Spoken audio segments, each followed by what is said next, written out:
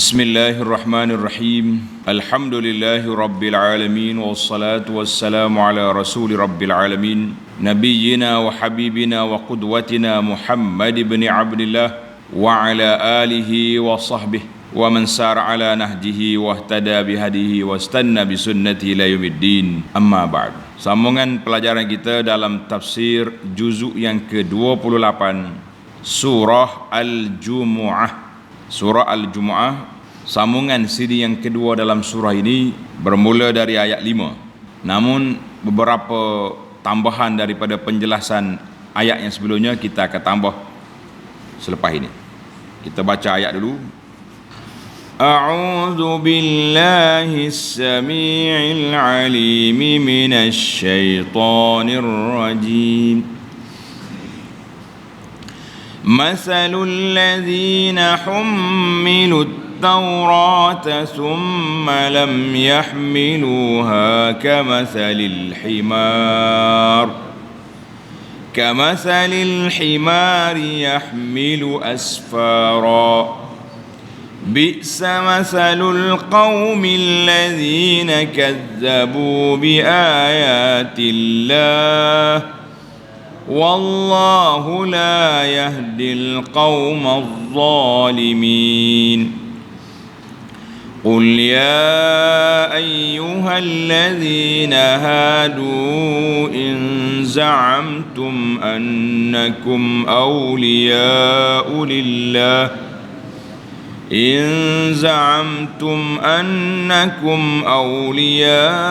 لله من دون الناس فتمنوا الموت إن كنتم صادقين ولا يتمنونه أبدا بما قدمت أيديهم والله عليم بالظالمين قل إن الموت الذي تفرون منه فإنه ملاقيكم ثم تردون إلى عالم الغيب والشهادة فينبئكم بما كنتم تعملون.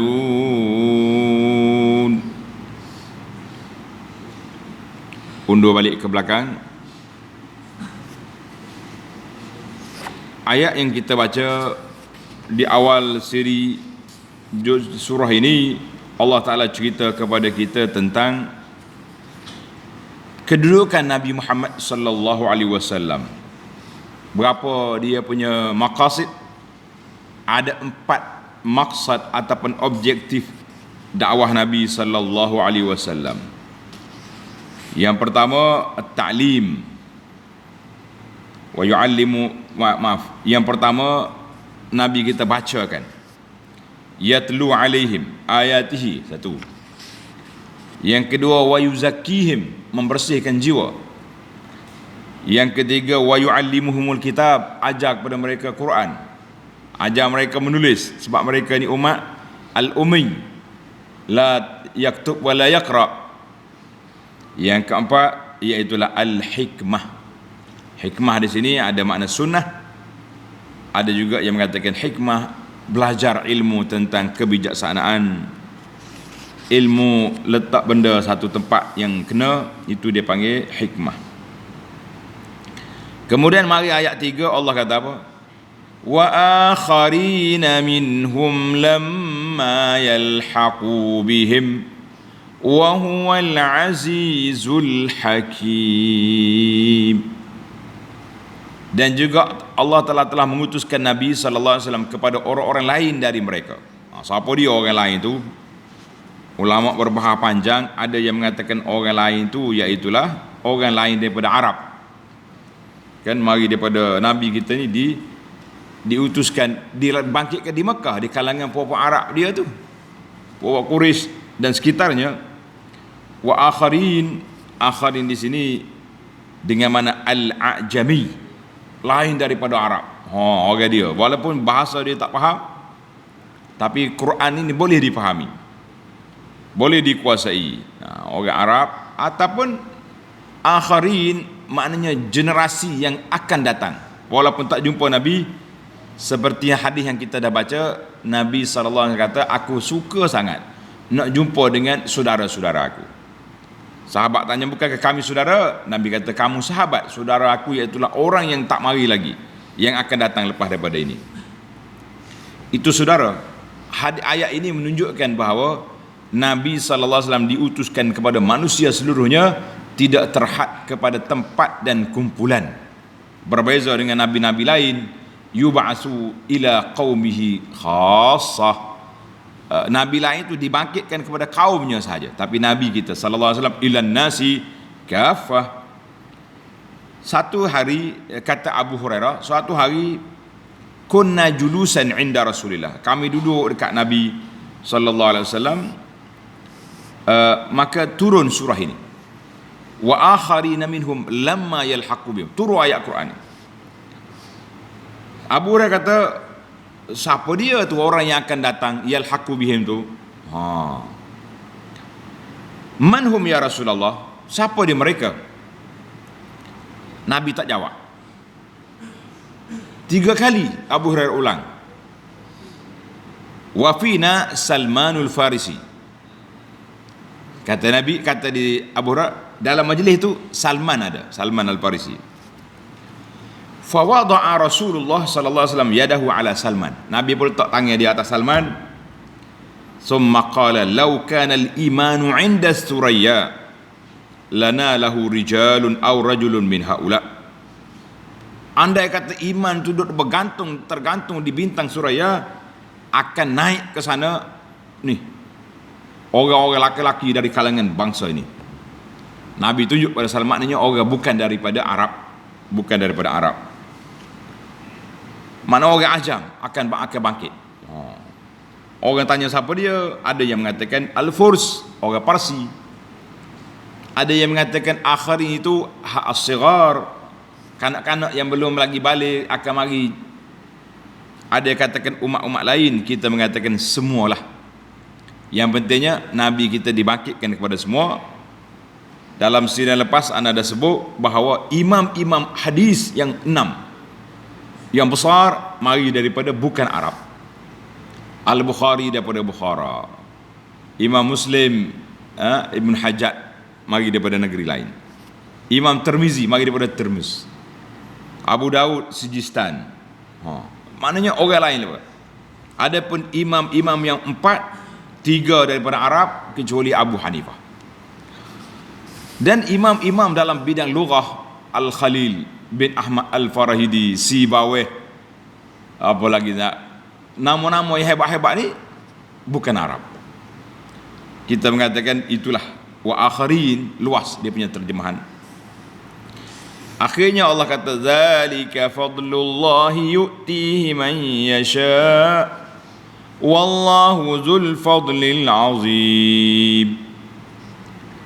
Diutuskan Nabi sallallahu alaihi kepada manusia semua itu fadlum minallah, adalah suatu limpah kurnia daripada Allah Azza wa Jalla. Allah Ta'ala nak selamatkan manusia ni, dia hantarnya Rasul. Sambung ayat kita, ayat yang kelima, mana dia panggil intaqala siyaq. Mula-mula ayat bincang tentang Nabi SAW, umat dia yang hidup pada zaman dia, dan umat yang akan datang sehingga hari kiamat, termasuklah kita. Ayat yang kelima ni kita berpindah kepada umat yang terdahulu, back, orang panggil sekadar throwback lah, undur balik ke belakang. Siapa dia? Umat-umat yang telah diberi kitab, tapi perangai dia orang panggil buat onar, perangai tak mau tak ju. Ada yang baik-baik, siapa dia? Tengok, masalul ladzina hummilut taurata summa lam yahmiluha. Sifat-sifat Nabi Muhammad sallallahu alaihi wasallam itu telah pun diterangkan dalam kitab Taurah, dalam Injil sudah ada, tetapi orang-orang Yahudi tidak juga mempercayainya. Tak percaya. Dia tahu, tak mau ikut. Maka bandingan orang-orang Yahudi yang dipertanggungkan dan ditugaskan mengetahui dan melaksanakan hukum kitab Taurat, kemudian mereka tidak menyempurnakan tanggungan dan tugas itu, kamathalil himari yahmilu asfara, samalah tarah dia seperti keldai yang memikul bendala kitab-kitab besar, memikul kitab-kitab yang besar. Himar ni, dongki ni, para pelajar, kerja dia menjadi pengangkut barang-barang. Tuannya kecil tapi gagah. Kita boleh tok barang tu boleh tok kitab, pikul lah dia. Boleh pikul kitab. Sedang ia tidak mengetahui kandungannya. Masya Allah. Ini sindiran berat bagi tadi. Sindiran berat. Tengok nota di bawah. Kaum Yahudi disifatkan oleh Allah Ta'ala dengan sifat yang demikian buruknya. Kenapa? Kerana mereka tetap berdegil, mengingkari kerasulan Nabi Muhammad sallallahu alaihi wasallam, padahal dalam kitab Taurat ada disebutkan sifat-sifat Nabi yang membuktikan kebenarannya. Ini sifat Nabi. Ingat tak cerita ketika Nabi sallallahu alaihi wasallam sampai ke Madinah, seorang pendeta Yahudi nama dia Abdullah bin Salam, tanda nama itu Abdullah bin Salam. Allah rezekikan dia mendapat beriman dengan dua ajaran, dengan Taurat dan dengan Quran. Dia pergi jumpa Nabi sallallahu alaihi wasallam. Dia kata, aku tengok muka ni, muka orang baik, bukan muka orang yang pembohong. Satu. Huyai bin Akhtab, ketua ni Bani Nadir, bila dia dengar Nabi sampai, dia keluar dengan adik dia, mengintai tengok. Kata di Sofiyah ni anak dia kena tawan dalam peperangan Khaybar, akhirnya jadi isteri Nabi. Sofiyah cerita, ayah aku waktu Nabi sampai Madinah, dia keluar daripada rumah pagi dengan adik dia, pergi siasat. Balik waktu petang, duduk buah dua orang tu. Bang, kalau bahasa kita kat bang ada. Bang, ahwa Muhammad tu, dia ke dia? Maknanya hak dalam Taurat kita duduk mengaji tu dia. Huyai kata, huwa. Betul dah. Tengok ni, Allah Ta'ala gambarkan. Betul dah sifat dia tu, memang dia dah. Tadi dia, ma mauqifuna. Ini jahat ni. Apa stand kita, apa sikap kita dengan dia? Patutnya Huyai kata dah, dia sifat dia betul dah, dengan dalam Taurat ajaran dia betul, orang apa baik kita ikut. Tak ada hidayah. Huyai jawab apa? Adawatuhu wallahi in baqitu, aku akan lawan dia selagi aku hidup. Allahul musta'an. Ini Yahudi. Panjang lagi lah cerita kejahatan Yahudi. Cuba tengok dalam video-video saya yang lama, cerita Al-Yahud fil Madinah. Kita cerita detail tentang kejahatan Yahudi ni. Maka Allah Subhanahu wa taala cerita kepada kita, Yahudi itulah perangai dia. Tahu tak mau ikut. Tengok nota di bawah. Maka bagaimana pula bandingan orang-orang Islam yang hidup hari ini, yang hanya memakai nama-nama Islam dengan tidak mengamalkan ajaran-ajaran Islam, khususnya orang-orang yang membaca Quran dan kitab-kitab Islam. Baca Quran, boleh buat musawakah Quran, tetapi tidak beramal dengan isi kandungan. Himar kita ni, dongki. Ayat Quran ni nampak backing ke tak backing? Nya kata dongki kepada orang yang tak beramal. Karena itu, satu pagi anak keluar daripada satu kawasan, kita tengok nak pergi ceramah satu tempat. Kebetulan nak cari masjid tak jumpa. Pusing-pusing. Masya Allah, tabarakallah. Masjid bunyi orang duduk solat, tepi masjid kedai-kedai makan penuh manusia.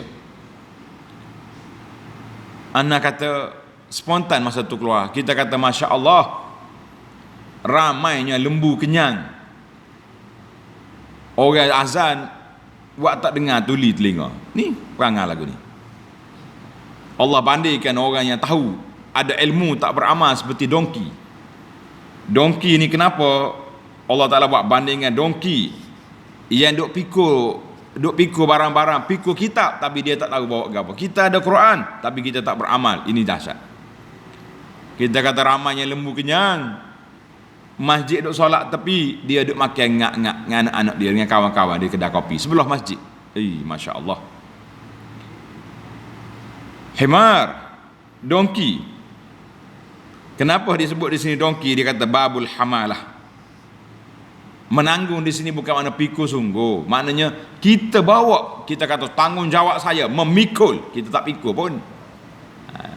Maknanya ada ilmu tak beramal. Ada ilmu tidak beramal. Kalau dia beramal, tak jadi lagu tu, kan? Allahul musta'an. Tanda pelajar-pelajar, kenapa Allah banding dengan dongki? Sebab dongki ni dia kata hayawan balad, dipanggil apa ni? Bodoh. Balid. Bodoh himar ni. Budak-budak boleh hak main ke dia. Kalau kita tengok di negeri Arab, budak-budak buat main dongki, dia naik, dia sepak dongki macam-macam. Kelipah ya kawan tu. Tu angkat barang angkat. Dia tidak cerdik. Orang tak cerdik ni dongki nama dia. Allahul musta'an. Kata di para ulama tafsir, ayat ini bukan banding orang, bukan bandingnya Huyai bin Akhtar, tapi dia panggil taifatun, kumpulan yang tak ada ilmu menentang kebenaran, dongki. Itu kaedah dia. Kita hari ni jangan jadi dongki. Bila orang sebut ini perbuatan ini tak tepat dengan sunnah Nabi SAW begini, masyarakat buat begini, jangan duk celek mata. Siapa dia celek mata juga, dongki nama dia. Ini bahaya. Belajar dulu apa para ulama tafsir tentang ayat-ayat ini, tentang hadis ini. Lepas tu kita balik pula kepada keadaan kita dalam masyarakat. Kalau tak tepat, kita baiki. Kenapa kita nak berkerah kepala, kan? Maka puak-puak Yahudi ni dia bangga dengan orang Arab kerana dia ni baca. Orang Arab al-ummi, tak membaca, tak menulis. Jadi dia bangga dia ni ahli ilmu, orang ada ilmu. Maka puak-puak Quraisy nak lawan Nabi tak pandai, dia pergi tanya Yahudi, macam mana ni Muhammad gini. Yahudi aja suruh tanya soalan-soalan, kata orang soalan mau. Dia mari tanya Nabi sallallahu alaihi wasallam dengan soalan-soalan perangkap gini. Allah Taala turun wahyu jawab. Dia mari tak tanya soalan, siapakah pemuda yang lawan laki-laki yang berjalan timur barat? Siapakah mana ke pemuda yang tidur lama? Kan? Nabi telah turun ayat surah Al-Kahfi menjawab. Jawab pula. Dia mari tanya soalan, kenapa anak sekali rupa macam ayah, sekali macam ibu? Soalan-soalan dia mauk saja. Kalau orang boleh jawab soalan ni, Nabi dia. Tapi bila Nabi jawab sallallahu alaihi wasallam, tak ikut juga. Tu perangai dia. Patutnya dah jawapan sudah mantap, ikutlah, kan? Maka bandingan di sini, masal di sini iaitulah masal secara umum, general kepada semua kumpulan yang berperangai seperti ini. Ada kitab, ada ilmu tak beramal, maka kamasalil himar, seperti dongki. Ada juga masal Allah Ta'ala sebut pada seorang.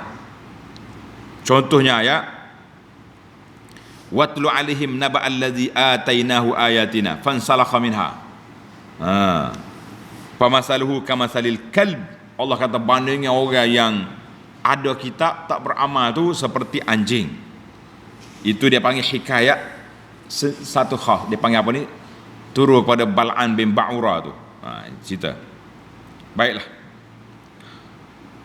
Allahul musta'an. Bi'sa masalul qaumil ladzina kazzabu bi ayatillah. Kemudian buruk sungguh bandingan kaum yang mendustakan ayat-ayat keterangan Allah Ta'ala. Buruk. Orang panggil huduh perangai puak-puak ni. Wallahu la yahdil qaumaz zalimin. Dan ingatlah Allah tidak memberi hidayah petunjuk kepada kaum yang zalim. Puak-puak zalim mereka tidak akan dapat hidayah bimbingan Allah Azza wa Jalla. Na'udzubillah. Kita pun walaupun kita orang Islam, tapi kalau kita zalim, amanah zalim, tanda kita pelajar. Zalim di sini dua makna. Zalim dari sudut i'tiqad, dia panggil melakukan syirik, maka itu zalim yang paling besar. Inna syirka la zulmun azim. Siapa dia kata? Syekh Luqman, kan? Luqman ayat Nabi, inna syirka la zulmun azim. Syiriklah zalim yang paling besar. Yang kedua, dalam ayat ini zalim ni, orang zalim itu ialah orang yang menentang kebenaran, membela kemungkaran, maka itu dikira orang zalim. Ada satu lagi zalim, iaitulah zalim dari sudut kita dengan manusia. Kata orang, pukul orang, ambil harta orang, buat fitnah pada orang. Allahul musta'an. Kita di Malaysia ni hati-hatilah dengan beberapa portal berita yang memburuk-burukkan Islam dan juga orang-orang yang tidak disukai oleh mereka buruk. Kita pergi baca situ, lepas tu kita ulah atas keburukan itu. Dia panggil ulah atas benda buruk, buruklah kita. Na'udzubillah. Habislah kita siapa zalim. Mana zalim tu ada dua, satu zalim dari sudut akidahnya, satu lagi zalim dari sudut muamalah dengan manusia. Allahu Akbar. Kita pergi kepada ayat yang ke-6. Qul ya ayyuhalladzina hadu in za'amtum annakum awliya'u lillah إن زعمتم أنكم أولياء لله من دون الناس فتمنوا الموت إن كنتم صادقين. Katakanlah wahai Muhammad sallallahu alaihi wasallam, wahai orang-orang yang beragama Yahudi. Ini cabar. Ayat ni dia panggil ayat cabar. Challenge orang Yahudi. Hei puak-puak Yahudi. Siapa dia puak Yahudi ni? Sebab Yahudi duk cabar. Dia kata dia ni orang juru, orang cerdik, orang intelek. Puak-puak dia ni bijak pandai, orang belajar. Si puak-puak Arab ni ummi, tak kerti baca menulis. Allah suruh kita cabar Yahudi. Yahudi, in za'antum annakum awliya'u lillahi min dunin nas, jika kamu menganggap bahawa kamulah sahaja orang-orang yang dikasihi oleh Allah, tidak termasuk umat-umat manusia yang lain, apa dia? Fatamannaul maut in kuntum sadiqin. Ayat ni cabar. Maka bercita-citalah hendak mati. Bila mati, jumpa dengan Allah Azza wa Jalla, baru tahu. Dengan meminta kepada Tuhan supaya kamu dimatikan sekarang juga, jika betul kamu orang-orang yang benar. Kalau kamu betul, takut apa? Kalau kita orang benar, lish takhaf. Orang Arab kata lish takhaf. Kenapa takut? Jangan takut. Kalau kita tak takut, kan? Kalau kamu benar, lawan. Allahu Akbar. Tengok nota di bawah. Nota 1752, nota dalam pimpinan. Nabi Muhammad sallallahu alaihi wasallam diperintahkan berkata demikian. Kata macam mana? Kepada orang-orang Yahudi. Kenapa?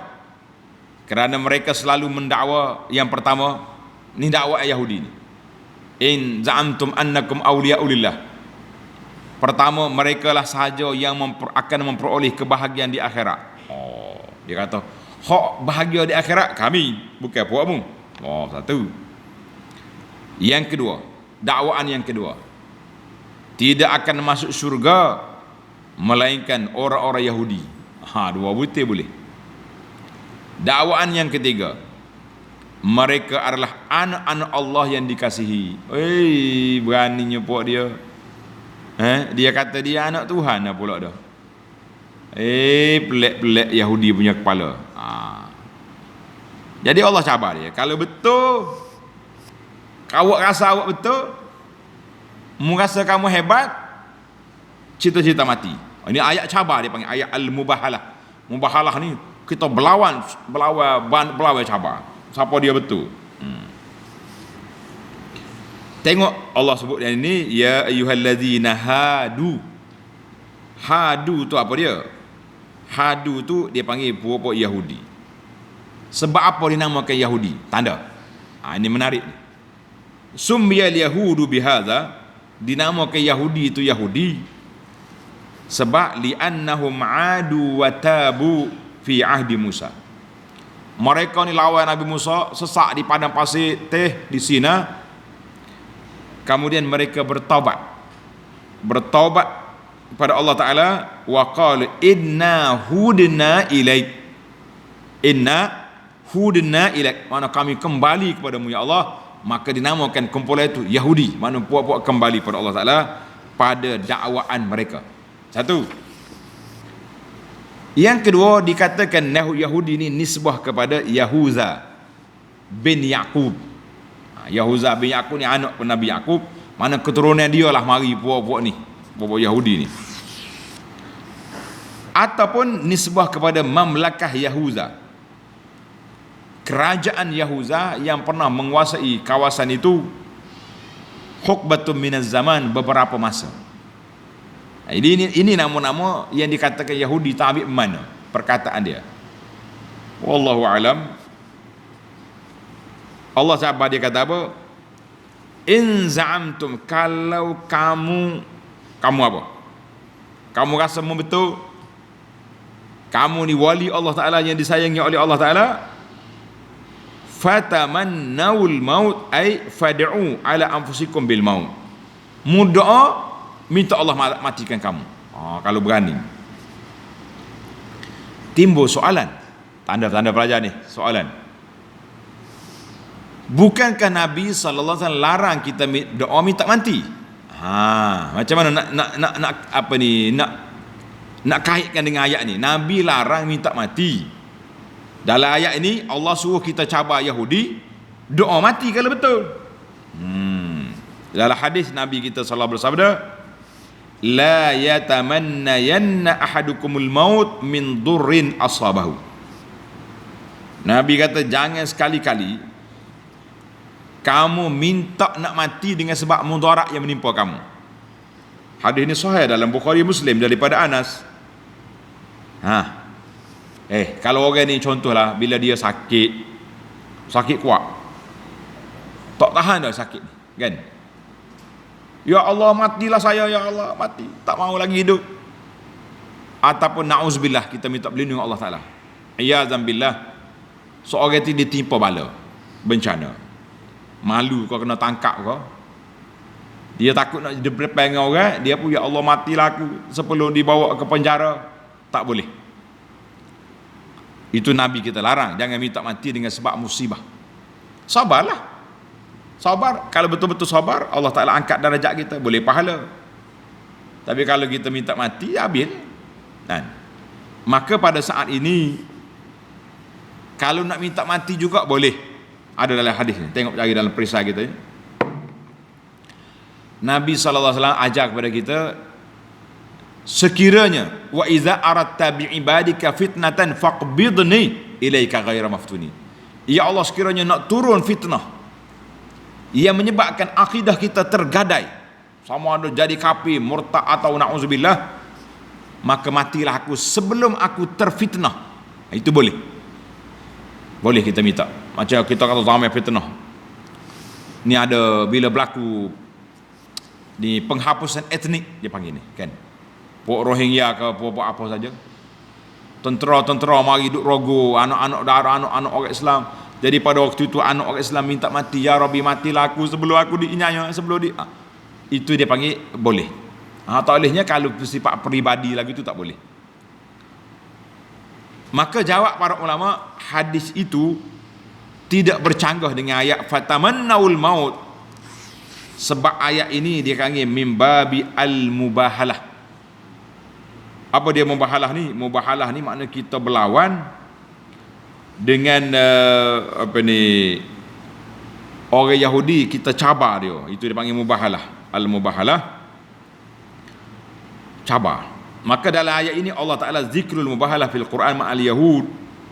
Ada lagi ayat lain. Tengok dalam surah Al-Baqarah ayat 94, Allah kata, Qul in kanat lakumud darul akhiratu indallahi khalisatan min dunin nas fatamannawul mauta in kuntum sadiqin. Ada dah ayat. Qul in kanat lakumud darul akhiratu indallah khalisatan.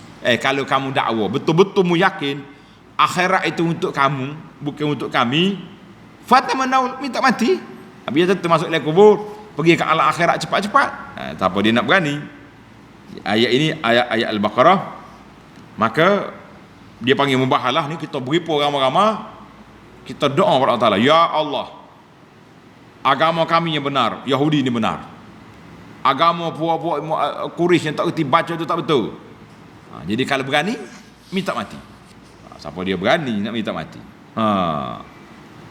Dan pernah Nabi kita juga al-mubahalah dengan Nasara Najran. Dalam surah Ali Imran ayat 61. Faqul ta'alau nad'u abna'ana wa abna'akum wa nisa'ana wa nisa'akum wa anfusana wa anfusakum thumma nabtahil fanaj'al la'natallahi 'alal kadhibin. Kita bawa anak kita, isteri kita, anak beranak kita, mari pada ramai-ramai kita laknat. Siapa dia bersalah, Allah Ta'ala laknat. Siapa dia, mana nak berani? Kan? Pernah juga Allah Ta'ala sebut Nabi kita diajak bermubahalah ataupun cerita mubahalah dengan wasaniyin, dengan puak-puak penyembah berhala. Mana? Dalam surah Maryam ayat 75. Jadi ada belakang dengan Yahudi, Al-Baqarah 94. Dengan Nasara Ali Imran 61. Tanda ni pelajar. Dengan wasaniyin, puak-puak penyembah berhala, surah Maryam 75. Qul man kana fi dhalalati falyamdud lahu ar-rahmanu madda hatta idza ra'aw ma yu'aduna imma al-'azab wa imma as-sa'ah فَسَيَعْلَمُونَ مَنْ هُوَ شَرٌّ مَكَانًا وَأَضْعَفُ جُنْدًا. Allah kata apa? Tengok ayat ni, kita habiskan ayat kita. Ayat 7. وَلَا يَتَمَنَّوْنَهُ أَبَدًا بِمَا قَدَّمَتْ أَيْدِيهِمْ وَاللَّهُ عَلِيمٌ بِالظَّالِمِينَ. Dan sudah tentu mereka tidak akan mencita-citakan mati itu selama-lamanya. Tak mungkin Nabi tak mati. Dia tahu dia menipu, dia tahu dia tak berani. Dengan sebab dosa-dosa yang mereka telah lakukan. Dan Allah Ta'ala sentiasa mengetahui akan orang-orang yang zalim itu. Tuhan tahu kan. Nak kata apa? Jadi buat-buat ni dia tidak akan berani. Allah Ta'ala cabar sini, wala yatamannawnahu, mereka sekali-kali tidak akan. Wala yata, itu dia kata wa huwa khabar dalam surah Al-Baqarah ayat 95, walan yatamannawhu abada, walan yatamannahu abada, wa huwa nafi, mereka tak akan buat. Ai fahum wala yatamannawnahu al-an, sekarang mereka tak akan berani. Walan yatamannahu, mereka masa depan juga mereka tak akan berani. Makna Yahudi atas dunia ni tak akan berani buat. Itu dia panggil. Tengok ayat ni. Warada an Ibni Abbas radhiyallahu anhuma, Ibnu Abbas kata apa? In annahum law tamannahu, kalau puak-puak Yahudi masa tu bercita-cita sungguh, berdoa minta mati, lam yabqa 'alal ardi yahudiyun illa mata, tak ada siapa Yahudi atas dunia kecuali mati semua sekali. Mereka tak akan berani. Dengan sebab apa? Bima qaddamat aydihim, dengan sebab perbuatan-perbuatan mereka yang jahat. Dia kata bila kita nak mati, sama juga dengan kita hari ni. Para jemaah sekalian, tak usah kata Yahudi, kita hari ni berani tak berani nak mati? Tak berani. Sebab apa tak berani? Juta alasan ada. Saya bukan tak nak mati, tapi anak kecil ni siapa nak jaga? Anak kecil. Saya nak mati dah, tapi orang perempuan ni siapa nak jadi janda, nyanyi ke dia pula. Pokok getah baru tanam. Tak boleh nak toreh lagi tu. Macam-macam alasan. Alasan betul, kita sendiri tahu siapa kita. Betul tak? Kenapa kita tak pandai mati? Sebab belum ada persiapan yang cukup. Kita mikir aku masuk dalam kubur, kalau malaikat mari tanya, "Mu semaya betul ke tak?" Tak pandai jawab. Puasa, Allahu akbar, sambil-sambil puasa duk mengepak orang. Sedekah, banyak lagi harta pesaka tu. Tak berani.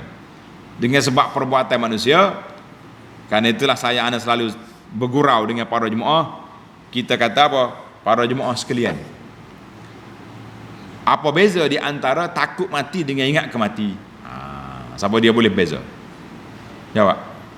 Beza di antara takut mati dengan ingat kemati. Apa? Kita semua ni kebanyakannya takut mati.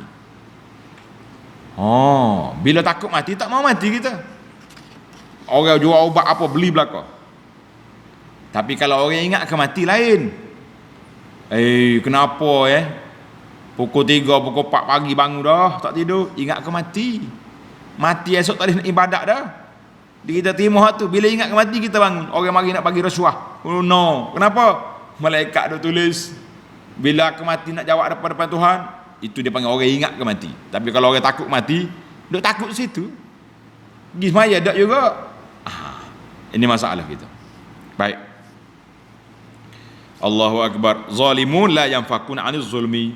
Orang zalim pada diri dia, buat maksiat, buat derhaka, dia tidak akan meninggalkan kezaliman. Bukan wali Allah Ta'ala. Baiklah, kita ayat yang terakhir dalam siri ini.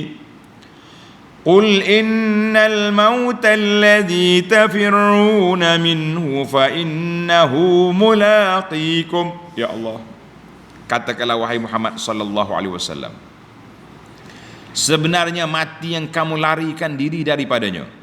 Kita ni lari daripada mati kita ni kan, melarikan diri daripadanya itu, ia tetap akan menemui kamu. Masya Allah, tabarakallah.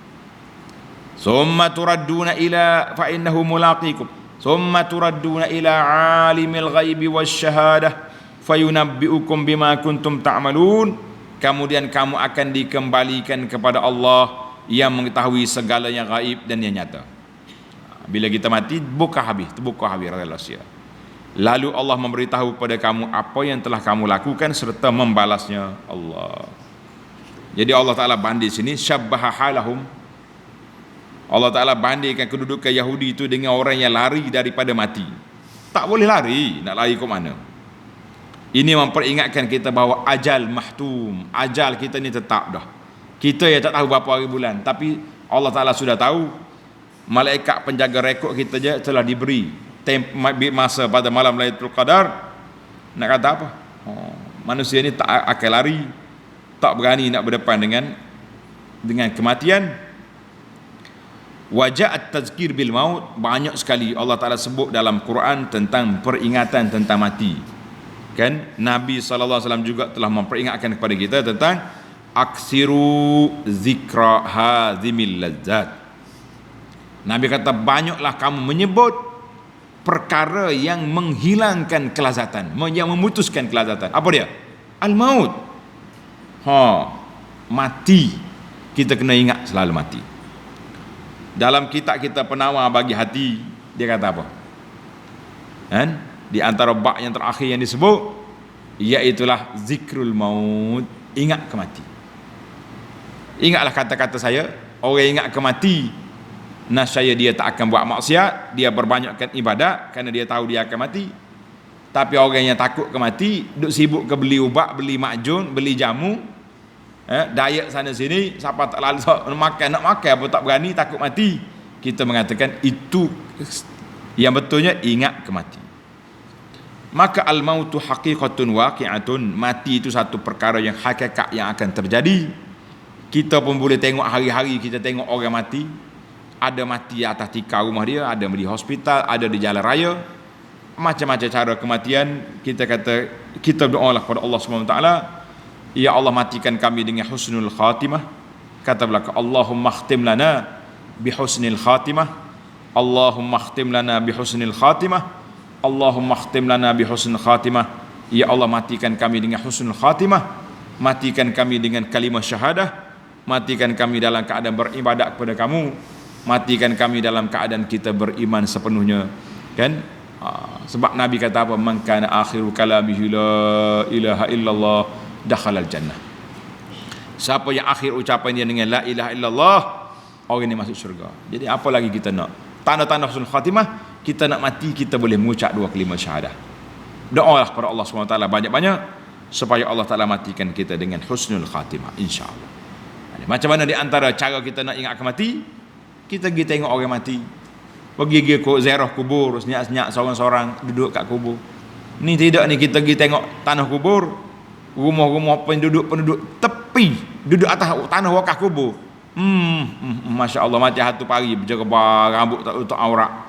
Anak-anak perempuan belaka dengan macam orang asli. Adalah gitu. Nak kata apa? Patut orang duduk kubur ni ingat ke mati? Tak ingat, sebab orang bahasa ahli sastra kata mali jurhin bimayyitin ilam. Orang mati kita toreh dia tak sakit. Hak sakit ni kita duk bergaduh ni. Sepak batu sakit. Tapi orang mati tak rasa. Mana orang mati jiwa, orang yang mati hati dia, begilah tazkirah, bagilah ceramah, buat marilah pakar motivasi antara bangsa, dia tidak akan berganjak. Nauzubillah. Tapi orang hati yang baik, hati yang hidup, sekali kita dengar tazkirah, masya-Allah tabarakallah, kita akan berubah. Insya-Allah kita akan sambung lagi dalam siri yang terakhir dalam surah Al-Jumu'ah. Kebetulan pada hari Jumaat juga, iaitulah ayat yang ke-9, ya ayyuhalladzina amanu idza nudiya lis-salati min yaumil jumu'ati. Insya-Allah pagi Jumaat kita bincang tentang hari Jumaat. Subhanakallahumma wa bihamdika asyhadu an la ilaha illa anta astaghfiruka wa atubu ilaik. Wa sallallahu ala nabiyyina Muhammad wa ala alihi wa sahbihi ajma'in walhamdulillahi rabbil alamin. Wassalamu alaikum warahmatullahi wabarakatuh.